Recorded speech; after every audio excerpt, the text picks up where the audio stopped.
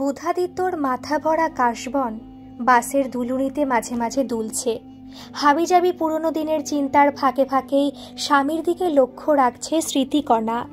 বুধাদিত্য যেন আলতো ঘাড় ঘুরিয়ে বউকে একবার দেখলেন। কেন বাপু, আমাকে কেন? মনে মনে বলল স্মৃতিকণা। পকেটে তো আছেই তোমার আলাদিনের আশ্চর্য প্রদীপ, ওটাকে খুলে দেখো না। নাকি বাস ভর্তি লোকের সামনে ফোন নিয়ে বসে চ্যাট করতে লজ্জা করছে? বেশ কিছুদিন ধরেই লেডি ইন্টেলিজেন্স অফিসার জ্যাজ স্যান্নালের স্টাইলে স্বামীকে নজরে রাখছেন স্মৃতিকণা। অরিজিৎ ওরফে জিতু তার বাবাকে ফেসবুক খুলে দেবার পর থেকেই তিনি স্বামীর দিকে লক্ষ্য করছেন। সিক্সথ সেন্স খেলিয়ে আসামিকে হাতে নাতে ধরার একটা সুযোগ অবশেষে পাওয়া গেছে। ফেসবুকের ঘোলা জলে পুরনো বন্ধুবান্ধবদের সঙ্গে বিশেষ কোনো বান্ধবীর খোঁজ যদি পাওয়া যায়, তাহলে আর কিছু না হোক অনেক পুরনো একটা প্রশ্নের উত্তর তো অন্তত পাওয়া যাবে। পিসেমশাই যখন বাড়িতে এসে বলেছিল দাদুর পছন্দই নাতির পছন্দ, আর দাদু তো তাকে পছন্দ করেই ফেলেছেন, তবে আর চিন্তা কি? পিসেমশাইয়ের কথাটা শুনে স্মৃতিকণা স্বস্তি পেয়েছিল ঠিকই, কিন্তু পিসেমশাই চলে যাবার পর মা বাবাকে বলেছিল, হ্যাঁ গো, আজকালকার দিনের ছেলে সে তার দাদুর পছন্দে বিয়ে করবে? এ আবার কেমন কথা গো? ছেলের নিজের কোনো পছন্দ অপছন্দ নেই?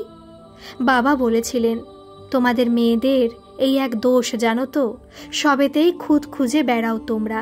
ছেলে পরে মেয়ে দেখতে আসবে নিশ্চয়ই, আগে তার গুরুজনেরা এসে সব দেখে শুনে যাবেন, তারপর হয়তো সে আসবে তার বন্ধু বান্ধবদের সঙ্গে করে। মা এরপর আর কথা বাড়ায়নি। বাবা একলাই গজগজ করছিলেন। কত চমৎকার একটা সম্বন্ধ এনে দিল কৌস্তব। আমার তো পুরো পরিবারটির ওপরেই শ্রদ্ধা জন্মে গেছে। কি সুন্দর শিক্ষা! আর হ্যাঁ, তা তো হবেই, বাড়িতে প্রত্যেকেই তো শিক্ষক, এমনটাই তো হবে। বাড়ির গুরুজনদের হাতেই তো জীবন সাথী নির্বাচন করার ভার ছেড়ে দেওয়া উচিত। চাঁদের মতো সুন্দর মুখের দিকে তাকিয়ে তো আর জীবন চলবে না। সংসার করতে গেলে চাই অ্যাডজাস্ট করার মতো মানসিকতা, বাড়ির সকলকে নিয়ে চলার মতো উদারতা, বিপদে আপদে পরস্পরের পাশাপাশি দাঁড়াবার মতো ক্ষমতা। আর সেটা বিচার করার জন্য গুরুজনদের সাংসারিক অভিজ্ঞতাকেই কাজে লাগানো উচিত। বাবা একটু থামতেই মা বললেন, তোমাকে কি আর একটা রুটি দেব? বাবা বলল, হ্যাঁ দাও, কিন্তু আমি যে এতক্ষণ বকে গেলাম, সেটা কি কিছু কানে ঢুকলো? হ্যাঁ, তা আবার ঢুকবে না কেন? কান তো খোলাই আছে। কিন্তু আমার তো আর তোমার মতো বসে বসে শুধু লেকচার দিলে চলবে না, হাতের কাজগুলো তো এক এক করে সারতে হবে। বলেই মা বড় মেয়ের দিকে তাকালেন। যাও, গিয়ে বিছানাটা করে ফেলো। আমাদের ঘরেও করবি, আর তোদের ঘরেও তুই করবি। বিয়ে ঠিক হচ্ছে যখন, এখন থেকে একটু দায়িত্ব নেবার প্র্যাকটিস করো। মায়ের কথা শুনে বোন বেশ মজা পাচ্ছিল। এতদিন দুই বোনের মধ্যে মশারি টাঙানো নিয়ে বেশ একটা খণ্ড যুদ্ধ লেগে যেত। অর্ধেক সে গুজবে আর অর্ধেক বোন, এইরকম একটা চুক্তি ছিল বোনের সাথে। কিন্তু স্বামীর সাথে সেরকম কোনো ডিল করা অসম্ভব অনুমান করে বোনের দিকে একবার স্নেহমাখা দৃষ্টিতে তাকিয়ে স্মৃতিকণা চুপ করে রইল। বোনের ওপর রাগ করতে পারল না। বিয়ের পর সে কলকাতায় চলে যাবে। 9 মাসে 6 মাসে হয়তো দেখা হবে বোনের সাথে। স্মৃতিকণা হাত চেটে চেটে মায়ের রান্না করা মাংসের ঝোলের স্বাদ নিচ্ছিল। আর কয়েক মাস পরে মায়ের হাতে রান্নাও সে আর পাবে না। মায়ের হাতে রান্নায় তার বেড়ে দেওয়া খাবারে যে স্বাদ থাকে, তা কখনোই পরের বাড়িতে গিয়ে পাওয়া যায় না। কারণ বাপের বাড়ির অন্নে ভালোবাসার ছোঁয়া থাকে, থাকে মাতৃস্নেহের চেনা স্পর্শ। মায়ের মতো কেই বা বোঝে তার সন্তানকে? মা স্মৃতিকণার দিকে পলকে তাকিয়ে মুখ ফেরালেন। তার চোখ ঝাপসা হয়ে আসছিল। গলাটা যথাসম্ভব স্বাভাবিক রেখে মা বললেন, উঠে পড় স্মৃতি, বিছানা করা হয়ে গেলে খাবার টেবিলটা মুছে নিস। আমি এঁটো বাসনগুলো জল বুলিয়ে কলতলায় নামিয়ে আসি। বোন কখন পাশ থেকে উঠে গেছে স্মৃতিকণা খেয়াল করেনি। সে হাত মুখ ধুয়ে বাবা মায়ের ঘরে বিছানা করে দিয়ে এলো। তারপর এঁটো নিয়ে হাত ধুয়ে ঘরে ঢুকে দেখল বোন বিছানা গুছিয়ে মশারি টাঙিয়ে সব রেডি করে ফেলেছে। শুধু তাই নয়, বন্দনা হাত দিয়ে থুপে থুপে দিদির বালিশ ফোলাচ্ছে। স্মৃতিকণা নিঃশব্দে বোনের পাশে এসে বসতেই বন্দনা দিদিকে জড়িয়ে ধরে ফুপিয়ে কেঁদে উঠল। আজ থেকে আমি রোজ বিছানা করব দিদি। তোকে তো ওখানে গিয়ে কত কাজ করতে হবে, সেখানে কত দায়িত্ব তোর। আর কি ওরা তোকে এখানে আসতে দেবে? কত দূরে চলে যাবি তুই। স্মৃতিকণা কাঁদল না, সে কেবল অন্যমনস্ক হয়ে একটা কথাই ভাবছিল। স্মৃতিকণা শুনেছে বিয়ের পর মেয়েরা নাকি অনেকটা বড় হয়ে যায়। ঠাকুমা বলতো, ঠাকুমা চলে গেছেন অনেক দিন, বেঁচে থাকলে ঠাকুমা দেখতে পেতেন দিদির বিয়ে প্রায় ঠিক হয়ে গেলে ছোট্ট বোনটাও কত বড় হয়ে যায়। কতটা বড় নিজেকে প্রশ্ন করল স্মৃতিকণা। তারপর বোনের মাথায় হাত রেখে বলল, আমার কিন্তু তোর ওই ঝগড়ুটে ভাবটাই বেশি ভালো লাগে। জানিস বনু, খুব ছোট্ট বিষয় নিয়ে তুই যদি মান অভিমান না করিস, তাহলে বিয়ের আগেই আমি আমার শৈশবটা হারিয়ে ফেলবো যে। একে একে সবাই দেখতে এসেছিল স্মৃতিকণাকে। প্রথমে দাদু একলা এসেছিলেন, তারপর শ্বশুর শাশুড়ি ননদ নন্দাই সবাই মিলে। শুধু সেই আসল মানুষটাই তাকে দেখতে আসেনি। মা বলছিলেন বিষয়টা মায়ের কেমন যেন বেসুরো লাগছে, কিন্তু বাবা একেবারে কনফিডেন্ট ছিলেন এই রকম ছেলে লাখে একটিই মেলে। যেমন সুপুরুষ দেখতে, তেমনি তার মার্জিত আচার ব্যবহার। বাজে চিন্তা ছেড়ে ভগবানকে ধন্যবাদ জানাও স্মৃতির মা। অনেক ভাগ্য করে তোমার বড় মেয়ের জন্য এরকম একখানা জামাই তুমি পাচ্ছ। ফুলসজ্জার খাটে শুয়ে অবশ্য ভগবানকে ধন্যবাদ জানানোর পরিবর্তে স্মৃতিকণা চুপি চুপি কাঁদল। তারপর কখন একসময় ঘুমিয়ে পড়ল। স্মৃতিকণা যার পরনায় খুবই আশাহত হয়েছিল, মানুষটা ঘোমটা সরিয়ে সেদিন তার মুখ পর্যন্ত দেখেনি। আদর সোহাগ করা তো দূরের কথা, গম্ভীর মুখে শুধু বলেছিল, আমার মনে হয় আজ আমরা দুজনেই খুব ক্লান্ত। আগামীকাল কথা বলবো আমরা। নতুন জায়গা, অসুবিধে তো হবেই, তবু আজ শুয়ে একটু ঘুমাবার চেষ্টা করো। পরের দিন স্মৃতিকণার ঘুম ভেঙেছিল ননদ দরজায় ধাক্কা দেবার পর। দরজায় শব্দ করে ননদ বলেছিল, কি গো বৌদি, উঠে পড়ো, আর কতক্ষণ ঘুমাবে বলো তো। ননদ স্মৃতিকণার চেয়ে 1 বছরের বড়, তাই বিপাশা বুধাদিত্যের ছোট বোন হলেও স্মৃতিকণা তাকে দিদিভাই বলেই ডাকে। দরজা খুলে বাইরে বেরোতে দিদিভাই বলল, ঘড়িতে অ্যালার্ম দিয়ে শোবে বৌদি, এ বাড়িতে সবাই খুব সকাল সকাল উঠে পড়ে তো, এত বেলা অবধি শুয়ে থাকলে তো চলবে না। স্মৃতিকণা বাধ্য মেয়ের মতো ঘাড় কাত করে বলল, আচ্ছা। বিপাশা বলল, এখন যাও, বাথরুমে গিয়ে বাসি কাপড় ছেড়ে ফ্রেশ হয়ে এসো। মা আবার এসব খুব মানেন তো, বাসি কাপড় না ছেড়ে কোনোদিন কিন্তু রান্নাঘরে ঢুকবে না। স্মৃতিকণা বলল, কাপড় কাচার গুঁড়ো সাবান কি বাথরুমেই আছে দিদিভাই? বিপাশা বলল, আছে। স্মৃতিকণা বাথরুমের দিকে পা বাড়াতে বিপাশা পেছন থেকে তার একটা হাত টেনে ধরে বলেন, মনে আছে তো বৌদি, তুমি শুধু তোমার সায়া ব্লাউজ আর অন্তর্বাস ধুয়ে বারান্দার একদিকে মেলে দেবে আড়াল করে, শাড়িটা রেখে দিও, পঞ্চি পিসি কেচে দেবে খুন। স্নান করে স্মৃতিকণা ঘরে এসে দেখল তখন ঘড়িতে মাত্র 6:30 বাজে। এই সময় তো রোজ ঘুম থেকে ওঠে স্মৃতিকণা। মার একটু আগে উঠতেন, কিন্তু বিপাশা তাকে একটু আগেই বলেছে যে আজ সে নাকি অনেক বেলা করে বিছানা ছেড়েছে। স্মৃতিকণা ধন্দে পড়ে গেল।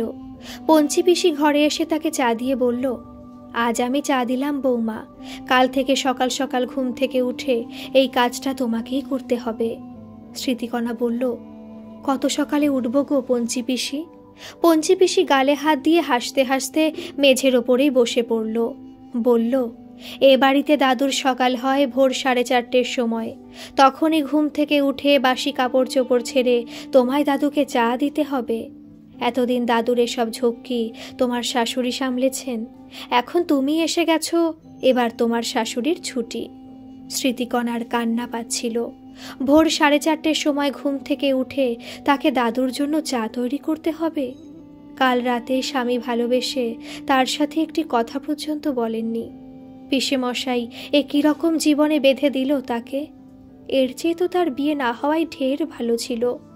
স্মৃতিকণাকে চুপ করে থাকতে দেখে পঞ্চি পিসি হাসি থামিয়ে বলল, মুখ দেখে মনে হচ্ছে বৌমা তুমি খুব ভয় পেয়ে গেছো। আরে বাবা, অত সকালে তোমায় চান টান কিছু করতে হবে নি গো, শুধু কাপড়খানা ছাড়লেই হবে। দুপুরে খেয়ে দিয়ে বিপাশা চলে গেল। যাবার আগে বলল, রাতে কি কান্নাকাটি করেছিলে বৌদি? চোখটা কেমন যেন ফোলা ফোলা লাগলো।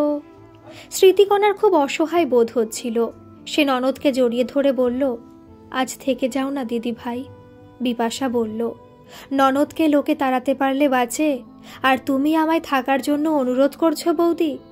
দাদার সাথে কাল রাতে তোমার ভাব হয়নি বুঝি? একটু সময় দাও, দেখবে সব ঠিক হয়ে যাবে।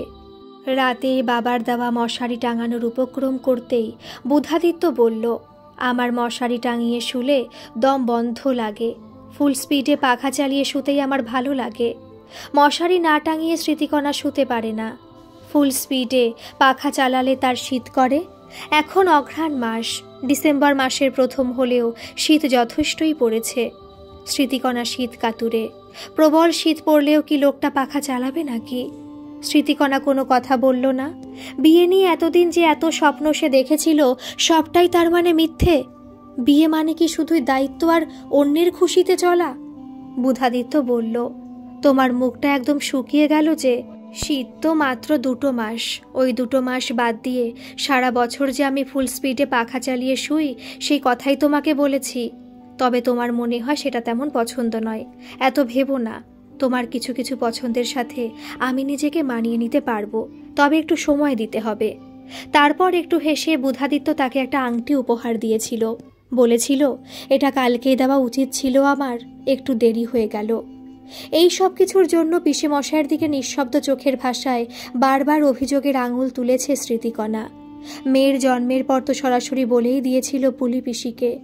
কি ভীষণ ইচ্ছে ছিল গো পিসি, মেয়ের নাম রাখবো রূপসা, কিন্তু দাদুর কথাই ও বাড়িতে শেষ কথা। কি যে একটা উদ্ভট নাম রাখলেন উনি নাতনির, আম্রপালি। শুনে পুলি পিসি বলেছিল, হ্যাঁ রে, সবই বুঝি। নিজের ইচ্ছে মতো মেয়ের নামটা পর্যন্ত তুই রাখতে পারলি না, তোর জীবনটাই আমরা নষ্ট করে দিলাম। বুধাদিত্যের তো তোর হয়ে প্রোটেস্ট করা উচিত। দাদুর কথা সব সময় শিরোধার্য করতে হবে, এটা কি কোনো কথা হলো? হাজারবার বলি রে তোর পিসে মশাইকে, অন্যের ঝামেলায় নিজেকে জড়িও না। তা সে লোকটা আমার কোনো কথা শুনলে তো? বোন একবার বলেছিল, লক্ষ্য রাখিস তো জামাইবাবুর দিকে, কোনো বান্ধবী টান্ধবীর কেস আছে কি না। কাকনকে নিজের জীবনের ঝুঁকি নিয়ে বাঁচাচ্ছে মেনন। জগদ্ধাত্রী সিরিয়ালের এই সিনটা দেখার জন্য 2 দিন ধরে অপেক্ষা করছে স্মৃতিকণা। কিন্তু বুধাদিত্য যেন মনে হচ্ছে কার সাথে ফোনে চ্যাট করছে। পাশের ঘরেই আছে বুধাদিত্য, কান খাড়া করে বোঝার চেষ্টা করেছে স্মৃতিকণা। একটা ভয়েস মেসেজও এসেছে। স্মৃতিকণা টিভির ভলিউম কমিয়ে দিলেন, কিছু বুঝতে পারলেন না। রাতে শুতে এসে কথাটা স্বামীকে সরাসরি জিজ্ঞাসা করল স্মৃতিকণা। বুধাদিত্য তখন মশারি গুছতে ব্যস্ত। স্মৃতিকণা একদিকের ভুরু তুলে বলল, ফেসবুকে মোট কতগুলি বান্ধবী হলো? বুধাদিত্য মনে মনে বলল, একটি নিয়েই গলদঘর্ম, ডিউ পার্টেতে নেই কো লোভ। মুখে বলল, আমার বন্ধু শতদলের কথা তোমাকে বলেছি স্মৃতি। স্মৃতিকণা চুপ। মনে মনে বলল, আমি স্পষ্ট বান্ধবীর গলা শুনতে পেলাম। বুধাদিত্য স্ত্রীর মুখটা একবার দেখে নিয়ে বলল, শতদল বলছিল ওর এক কাজিনের শ্বশুর বাড়ির দিকে একটি ভালো মেয়ে আছে, যদি মন চায় তাহলে তোমার ছেলেকে নিয়ে একবার মেয়েটিকে দেখতে যাবে নাকি। স্মৃতিকণা বলল, আত্মীয়ের বাড়ি কোথায়? স্মৃতিকণা এদিকটা তেমন চেনেন না, তবে পঞ্চানন ঠাকুরের মন্দিরে একবার পুজো দিতে এসেছিলেন। প্রণাম করে স্মৃতিকণা বুঝতে পারলেন প্রায় ঠাকুর পুকুর চলে এসেছেন। সেই মেয়েটি এখনও তার কাঁধে মাথা রেখে ঘুমাচ্ছে, কিন্তু এবার তো স্মৃতিকণাকে নামতে হবে। স্মৃতিকণা একটু নড়ে উঠলেন। নির্ধারিত স্টপেজ আসছে সেটা বলতে গিয়ে বুধাদিত্য যা দেখলেন তাতে তিনি বেশ অবাক হলেন।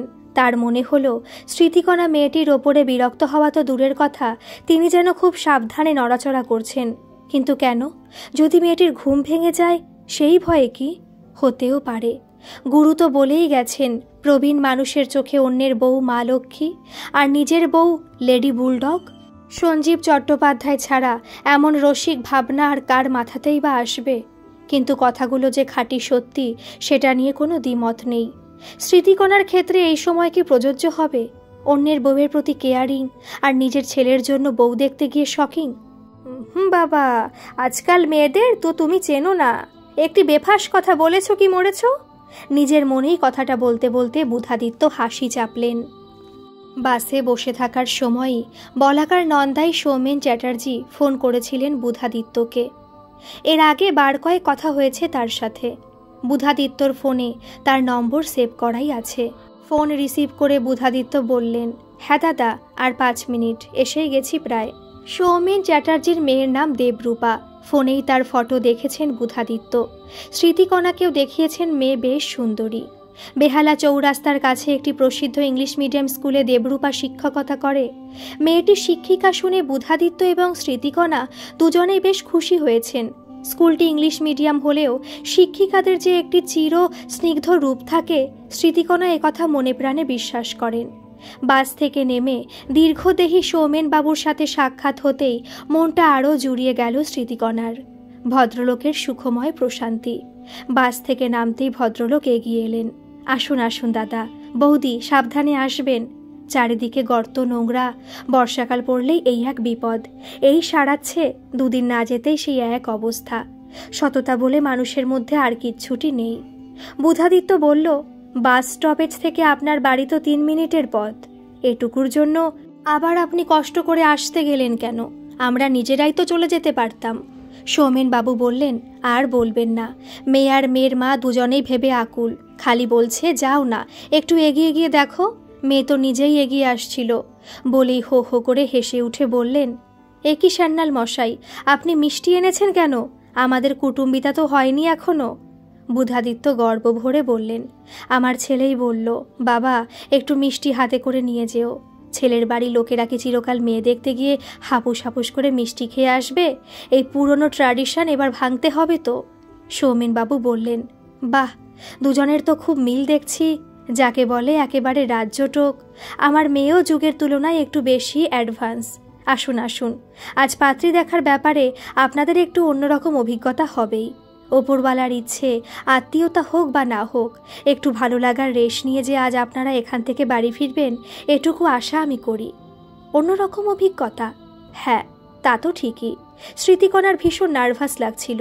ভদ্রলোক বলছেন কি, মেয়ে নিজে তার বাপকে বলছিল তার শ্বশুর শাশুড়িকে এগিয়ে গিয়ে অভ্যর্থনা জানানোর জন্য? বাপ না এলে সে নিজেই আসতো? আচ্ছা নির্লজ্জ মেয়ে তো। দরজার কাছে এসে আর বেল্ট দিতে হলো না। নীল জিন্স আর রানী কালারের টি শার্ট পরে দাঁড়িয়ে আছে দেবরূপা। একরাশ কোকড়া চুল উড়িয়ে মেয়ে বলল, আসুন আঙ্কেল, আন্টি, সামনে চৌকাট আছে, সাবধানে আসবেন, আপনাদের জন্যই ওয়েট করছি। কথাবার্তা হয়ে গেলেই বন্ধুদের সঙ্গে একটু ঘুরতে বেরোবো। কাছেই একটা স্লাম এরিয়া আছে, ওখানকার বাচ্চাদের পড়াতে যাব। আরও কিছু কাজ করি আমরা মেয়েদের জন্য, একটা স্বেচ্ছাসেবী সংস্থার সঙ্গে যুক্ত আছি তো। স্মৃতিকণার অসহ্য লাগছিল। এসব ওভার স্মার্ট মেয়েদের তার মোটেই পছন্দ নয়। এই মেয়ে আবার ঘর সংসার করবে কি? এর তো কেবল বাইরের দিকেই মন।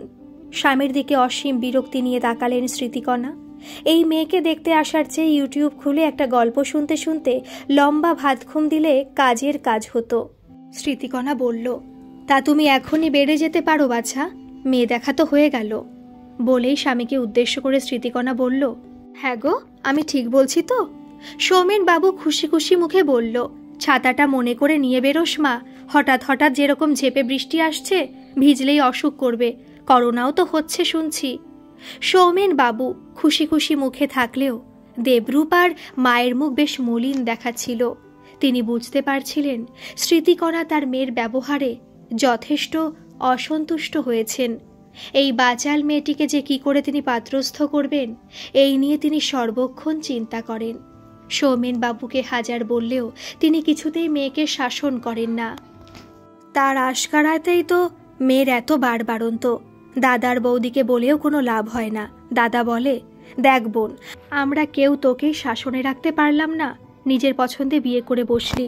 তোর মেয়েকে আমরা কোন মুখে ধীরস্থির সলজ্জ বালিকার মতো থাকতে নির্দেশ দিই বলতো? তবু তো সে বিয়ের জন্য পাত্র নির্বাচন করার ব্যাপারটা আমাদের হাতেই ছেড়ে দিয়েছে। দেবরূপার মা বলেছিল, কিন্তু তোমরা সুযোগ্য পাত্র দেখছো কোথায় বলো? মেয়ের বয়স তো আর থেমে নেই। মেয়ের এই অতি আধুনিকা হাবভাবের কারণেই যে কেউ উদ্যোগ নিতে চাইছে না, এই কথাটা দেবরূপার মা বেশ ভালোই বোঝেন। পাত্রপক্ষ মেয়ে দেখতে এসে অপমানিত বোধ করবেন, এই ভয়েই নিশ্চিত প্রত্যেকে মেয়ের জন্য পাত্র দেখতে এড়িয়ে যাচ্ছে। এই সম্বন্ধটা অবশ্য বৌদিই দেখেছে। বলাকা বলল, বুধদা আদা দিয়ে চা খেতে খুব ভালোবাসে। আমার নন্দাই ফোন করেছিল তো, আপনারা আসছেন শুনেই আমি চায়ের জল চাপিয়ে দিয়েছিলাম, লিকার হয়ে গেছে, ছেঁকে নিয়ে আসি। আপনিও খাবেন তো বৌদি?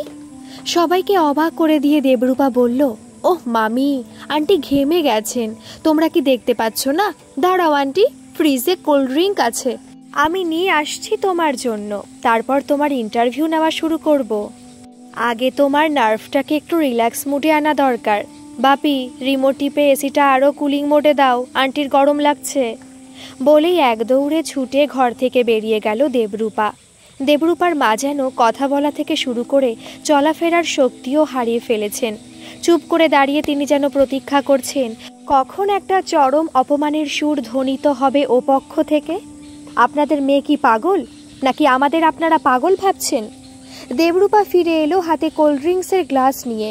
এসেই বলল, কি হলো মামি, এখনো তোমরা দাঁড়িয়ে আছো? এই যে এখনই তুমি বললে আদা দিয়ে চা খেতে আঙ্কেল ভীষণ ভালোবাসে, আমার জন্য এক কাপ চা এনো কিন্তু। স্মৃতিকণা দেবরূপার হাত থেকে কোল্ড ড্রিঙ্কসের গ্লাস নিয়ে চুমুক দিয়ে বললেন, যান মিসেস মিত্র, আপনার দাদার জন্য আদা দিয়ে চা করে আনুন। ততক্ষণ আমার ইন্টারভিউটা দেবরূপা শুরু করুক। দেবরূপার মা হাত জোড় করে প্রায় কেঁদে ফেললেন।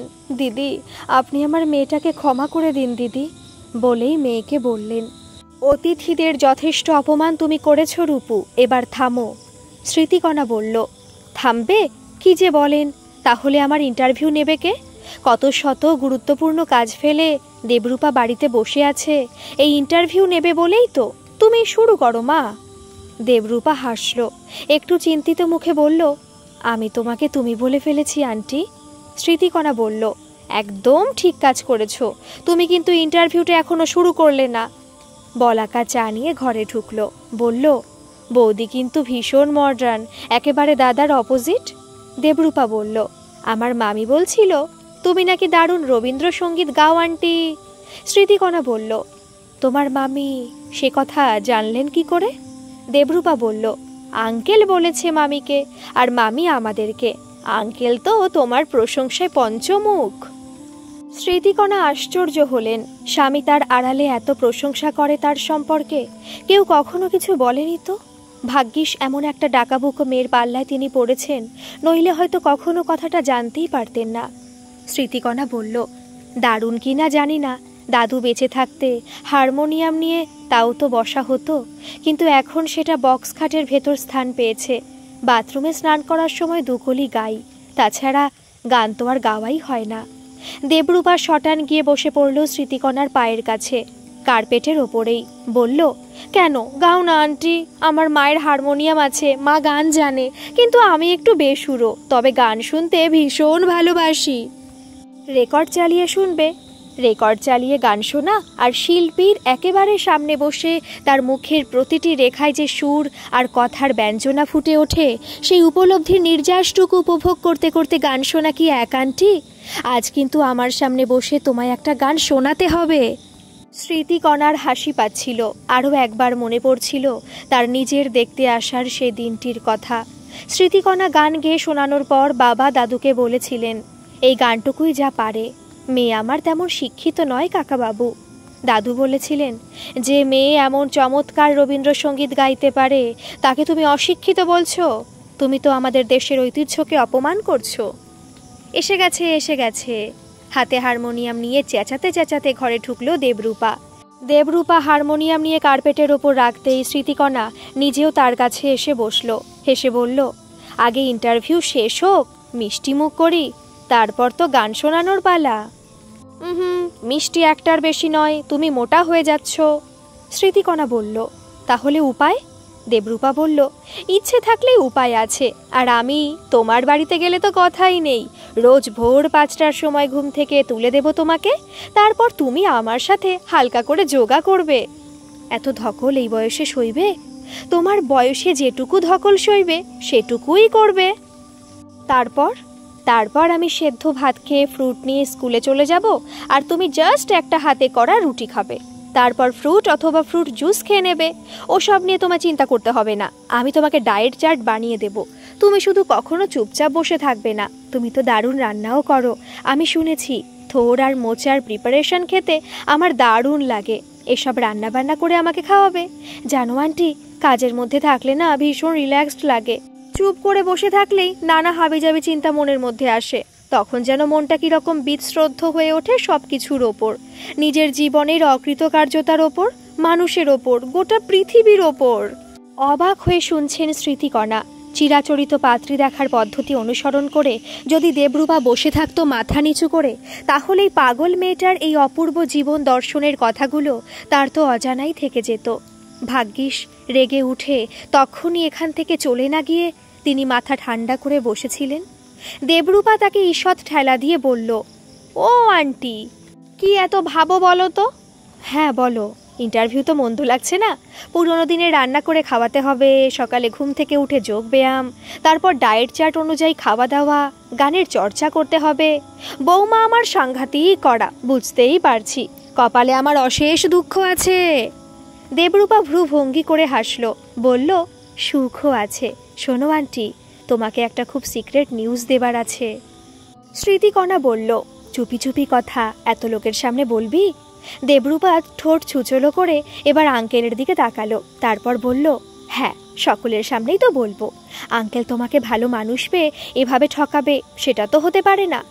বুধাদিত্য চায়ের কাপ নামিয়ে রেখে বলল, আমি আবার কি করলাম? দেবরূপা চোখ কপালে তুলে বলল, কি করেছো বুঝতে পারছো না তো? তাহলে আমি হাটে হাঁড়িটা ভেঙেই দিই, কি বলো? বলেই স্মৃতিকণাকে বলল, তুমি জানো আন্টি, তোমার ছেলে তোমায় গাড়ি কিনে দিতে চেয়েছিল। আঙ্কেল কিপটেমি করে কিনতে দেয়নি। পেট্রোল খরচ, ড্রাইভার রাখার খরচ, এইসব ইস্যু করে স্টে অর্ডার দিয়েছে। আঙ্কেল নিজে আমার বাবার কাছে কথাটা ফাঁস করেছে। নিজের একটা গাড়ি থাকলে তুমি নিজের খুশি মতো বেড়াতে যেতে পারতে, তাহলে তোমার মন ভালো থাকবে, আর মন ভালো থাকলে শরীরও ভালো থাকবে। কথা শেষ করে স্মৃতিকণার দিকে তাকিয়ে দেবরূপা দুবার ভ্রু নাচালো। স্মৃতিকণার খুব মজা লাগছিল। অন্য কোনো কারণে না হোক, অন্তত স্বামীকে জব্দ করার জন্য এই মেয়েটিকে তার খুব প্রয়োজন। বুধাদিত্য সহজ হবার চেষ্টা করে বলল, না না, ছেলে বৌমা তাদের মায়ের জন্য সব কিছু অ্যারেঞ্জ করলে আমি আপত্তি করতে যাব কোন দুঃখে? তবে আমাকে নিয়ে টানাটানি করা চলবে না, এই আমি বলে দিলাম। দেবরূপা হাসতে হাসতে বলল, এই কথা বললে তো চলবে না আঙ্কেল। আন্টি যখন যখন তোমাকে নিয়ে বেরোতে চাইবে তখনই তোমাকে আন্টিকে কোম্পানি দিতে হবে। দায়িত্ব এড়িয়ে গেলে তো চলবে না। স্মৃতিকণা বলল, ব্যাস, আর কোনো কথা নয়। এবার আমার পরীক্ষক বলবেন আমি পাশ করেছি কিনা, তারপরই আমি গান শোনাতে পারি। দেবরূপা বলল, উইথ ডিস্টিংশন পাশ করেছো আন্টি। ফোন বেজে উঠল বুধাদিত্যর। রিসিভ করে বললেন, হ্যাঁ অরিজিৎ বল। আকাশ কালো করে আসছে বাবা, জোর বৃষ্টি আসবে। এখনই বেরিয়ে পড়ো তোমরা। ইন্টারভিউ তো এখনো শেষ হয়নি, তোমার মায়ের এখনো গান শোনানো বাকি আছে। অরিজিৎ বলল, হাউ ফানি, ইন্টারভিউ কি মায়ের হচ্ছে? বুধাদিত্য বলল, তাই তো মনে হচ্ছে।